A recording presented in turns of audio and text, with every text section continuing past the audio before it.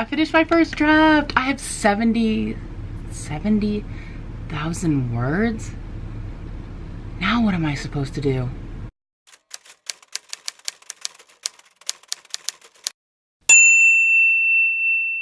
Hey guys, welcome back to my channel, and if you're new here, hi, I'm Laura and I write young adult fiction.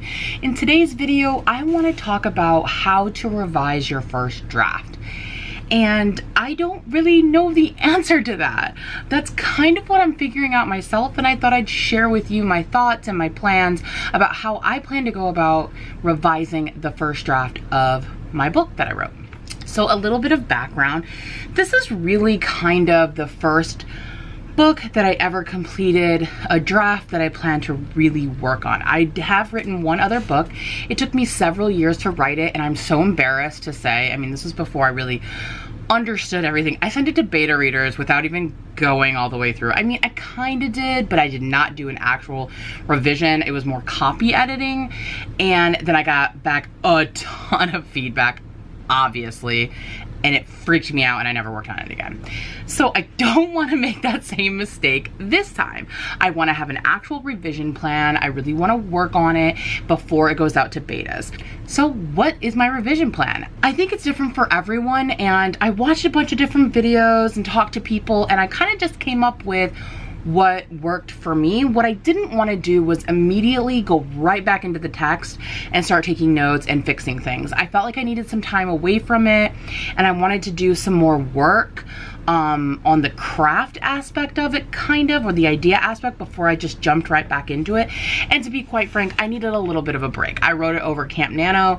I wrote 50,000 of the 70,000 words in 30 days, and your girl needed a little break from it. So what I did was, I said, okay, I need to come up with a plan. How can I come up with my revision plan? So the first thing I did was, as soon as you're done writing your draft, you already know like a million things that you need to fix. So that's what I did. I sat down and I thought, okay, now that I have finished this draft, what do I know I need to go back and fix without even looking at it? What are some things that I forgot to put in there? What are some, secondary storylines that kind of got dropped off?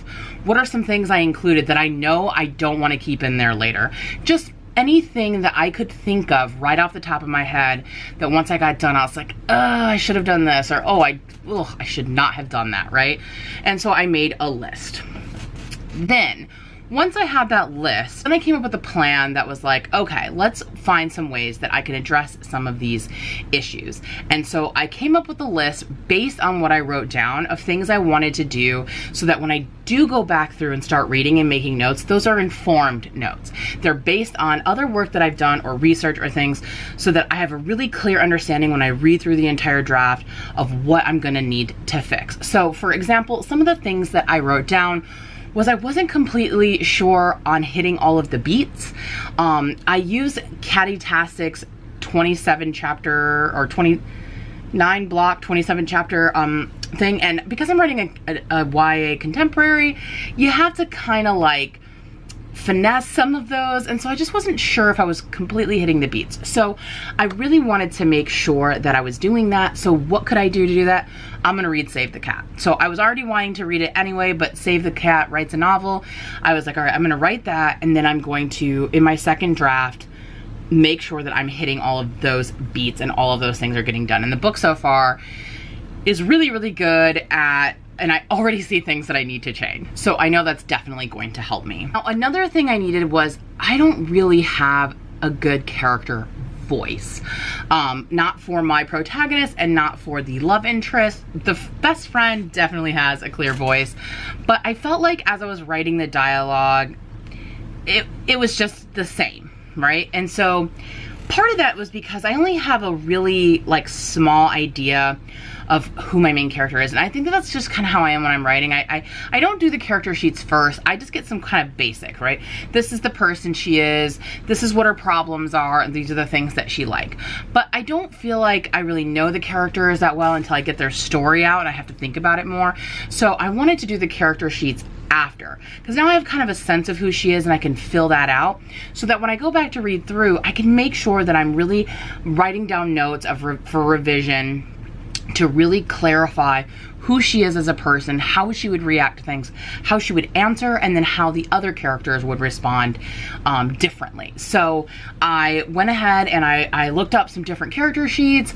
I found a couple of really good ones that were on the Nano blog that I wanted to try to use. They were a little bit different than what I'd seen, and I felt like they would give me a better sense of what kind of character these characters were.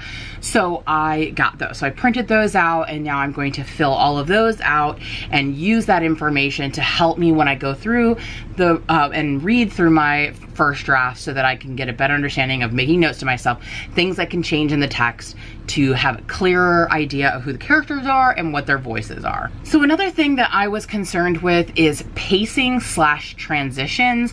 I'm writing the span of an entire semester, and I need to get from the first day of school to the last day of school in that semester. And so I just have really struggled with how to pass time. Like, how can I pass 3 weeks of time? Like, I don't know, you know, things like that. And like, how do you start the new chapters? How do you refer back? How do you fill people in? So what I thought I should do was look at some examples. Look at some contemporaries that do take place during a school year, that do pass over a chunk of time, and just go to the beginning of every new chapter and just kind of write down some examples of some of the things that they did. How did they pass time? How did they open up a new chapter? How did they explain or inform what happened in the meantime? So I really felt like studying the way other people did it could help me think of ways to do it myself in my own story. And then another thing I need to do is work on descriptions. I'm the kind of person who just kind of tells the story and gets the dialogue and some of the action out, but I don't describe the area, and I just don't want to spend too much time on that in the writing. I want to get the story out, and I can fill that in later. So what I want to do is look up certain spaces, different kinds of characters on Pinterest. I know a lot of people do these beforehand, but I just really wanted to get my story out, and I felt like this would be better in the revision process. Now, I don't know if this was a good decision. This is just what I'm doing. I felt like I had a clear idea in my head to write, but this is just going to help me hone and be very specific in my revision process. That way I wasn't bogged down in these little inane details in the beginning. Not that they're not important, but when you're just, I think when you're doing your first draft, it's important just to get the story out, you know, not worry about really specifics about the face or what's on the wall or, you know, things like that.